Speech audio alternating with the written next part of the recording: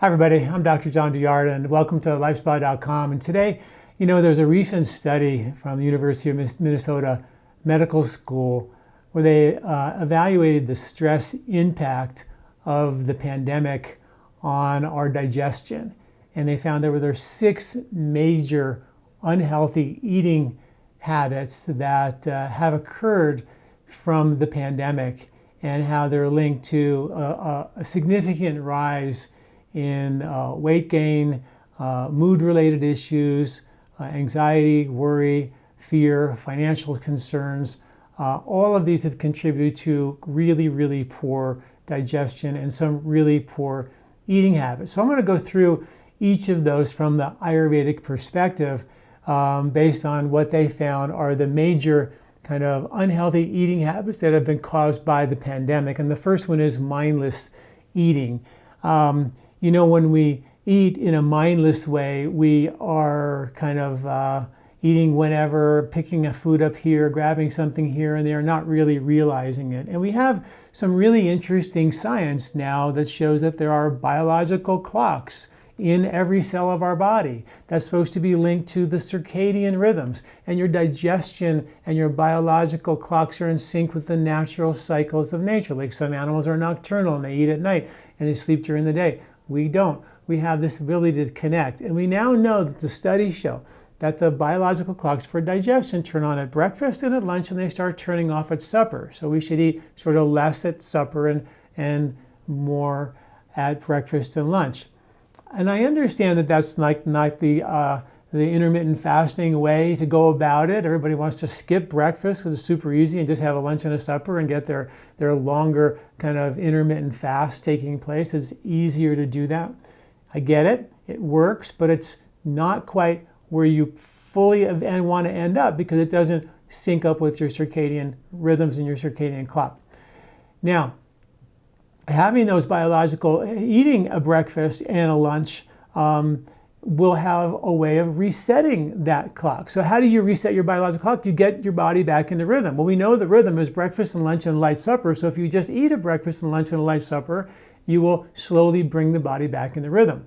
The reason why people have mindless eating is because they're eating at the wrong times and their blood sugar starts to crash and their brain pulls down the menu and says, hey, I need to get out of this hole. I'm not feeling quite right. I'm not feeling satisfied. There's a lot of stress. So you pull down the menu and that menu doesn't usually have good stuff on it. Chips and cakes and pastries and sweets and chocolate and coffee and caffeine and you name it.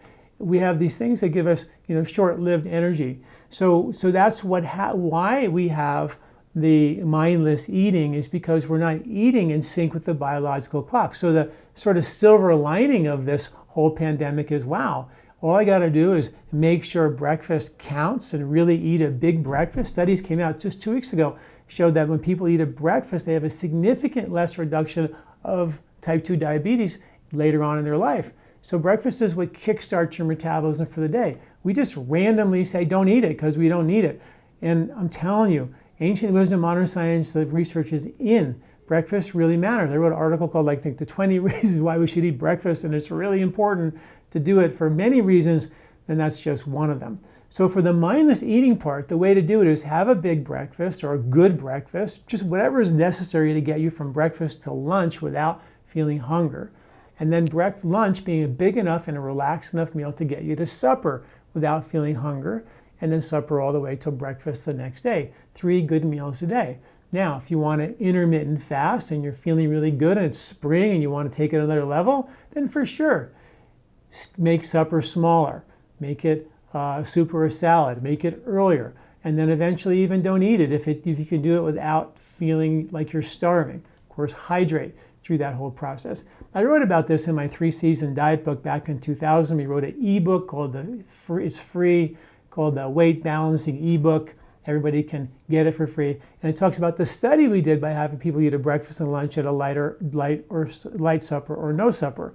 And the results were quite phenomenal. Weight loss, better sleep, less stress, less cravings.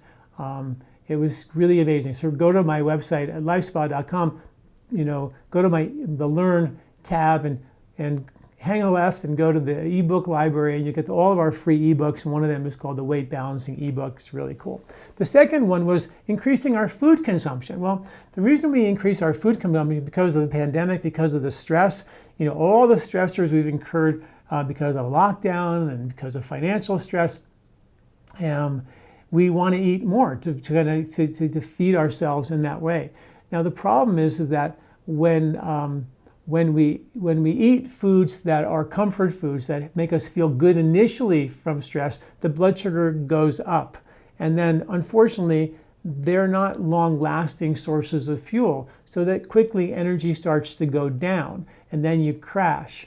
So in a pandemic, you only really feel good when the blood sugar reaches the pinnacle of that peak, and then it starts to crash. So we spend a lot of our time eating food to give us that feeling of feeling good on the way to feeling good. Then we feel good for a short-lived moment, and then we are on the way to feeling bad again. So eating comfort foods is the classic way for us to overeat, because when you go up and then you feel good and then you crash, then the brain pulls down that menu again, and all those comfort foods and sweets and chips and pastries are on that list. So you just go right back up again. So a lot of us spend, particularly in our lives, let alone the pandemic, spend a lot of our time, on the way to feeling good and on the way to feeling bad, right? And we only feel good for that little peak at the top of each mountain. It's just not a healthy way to go. So that explains why people would consume more food. And then there's other folks who consume less food, and some people, as a result of the pandemic, are having, the desire to not eat at all. And this, from the Ayurvedic perspective, has to do a lot with body types. Vata body types are colder and more dry. They have winter properties. They're thinner and they're more sensitive, and they have more radar and they're more aware. And when they're under stress, they have a tendency not to eat, and they have a tendency to kind of not have an appetite. Where the Pitta, fiery summer body types, Kapha, spring, heavy watery, thicker body types, they tend to gain weight when they're under stress. But the Vata, or a Vata imbalance, when you're under stress, will help you and make you lose weight, which is kind of another one of the 6 unhealthy eating habits that happened as a result of the pandemic, according to this study, right? So what do we do about that? Well, we just have to balance our Vata.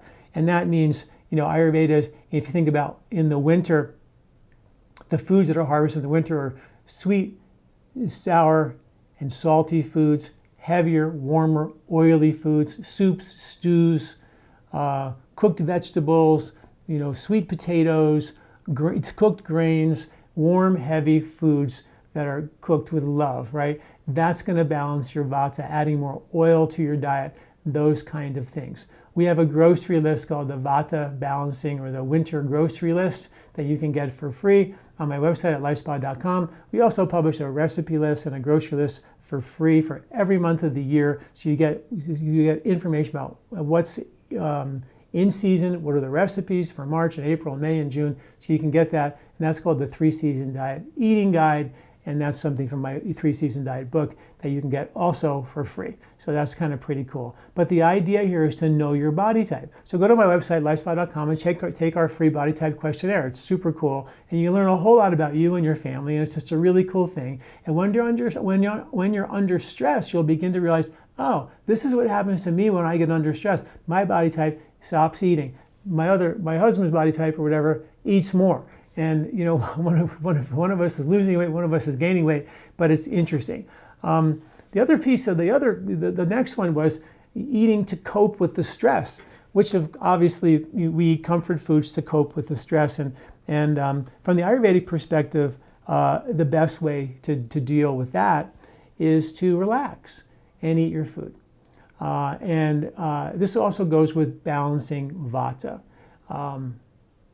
When you're under a lot of stress, you trigger what's called the fight or flight nervous system, which is the run away from a bear, get up a tree, save your life nervous system.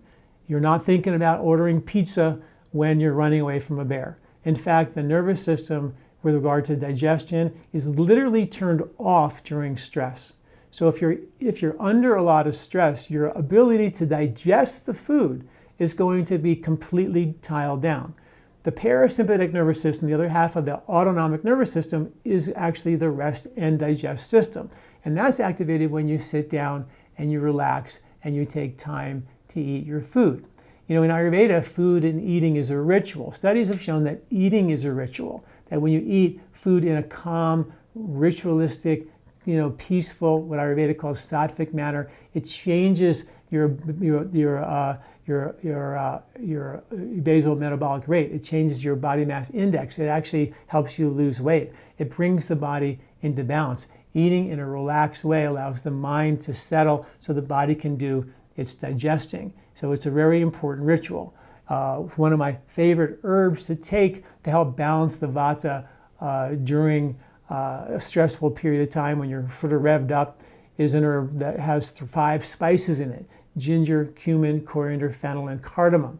So ginger, cumin, coriander, fennel, and cardamom are the 5 spices that have classically been used to boost digestive strength. And they're called gentle digest. You go to lifespa.com, type in gentle digestion, you'll learn more about how to use that herb to bring your vata back into balance. And then the next one was the pandemic reduction of food intake. In other words, people having financial stress, just not able to afford the foods that they really should have. And here's the interesting thing is the people who live the oldest on the planet, the centenarians, they eat beans and rice and vegetables that they grow in their own garden. They eat really inexpensive foods. The comfort foods and the sort of the luxurious foods are the ones that are very expensive. So what a lot of us do in pandemic, stressful situations, we go and we buy the stuff that gives us that instant sensation of satisfaction, the high energy, but then the crash, right? It doesn't really give us that satisfaction that we need and that long-lasting energy. So, to help a little bit in this understanding would just be for folks to just really eat those traditional foods, rice and beans and vegetables and soups and stews. Those foods are easy to digest, they're vata balancing, and they'll help bring the body back in balance and give you the nutrient dense foods, which are cheaper than the nutrient less dense foods, which are more expensive. And then finally, the eating disorder symptoms were dramatically on the rise. And in this study, they said this is the most important thing because someone dies from an eating disorder every 52 minutes in America. So it's a really big deal. And they were really worried about the fact that the pandemic was causing so much stress and really amping up the levels of eating disorders. And again, I think the most important thing in that regard is realizing that when you're under stress, right, that depletes you, it exhausts you, your adrenals become, fatigued and depleted. You don't have the energy that you need. That aggravates your vata. Your vata controls your digestive system, particularly the intestines, which is the seat of your whole nervous system. So when the intestinal skin, the intestinal lining gets out of whack, then all of a sudden the foods that you once ate to give you that comfort all of a sudden give you indigestion or a food intolerance. So now the thing that got you into a place that was your coping mechanism for the stress was eating. Now all of a sudden you can't do that because the stress has caused a digestive disorder. And that's again why we have to read. I have a whole free digestive ebook which you can look at. The Gentle Digest Herb, a great way to start. Is another way to do it. But you really have to look at rebooting your digestion and bringing the vata, the nervous system, back into balance. Best way to do that, find out what your body type is. Go to lifespa.com, check out your body type for free. And then download my free weight balancing ebook we talked about in this little lecture here.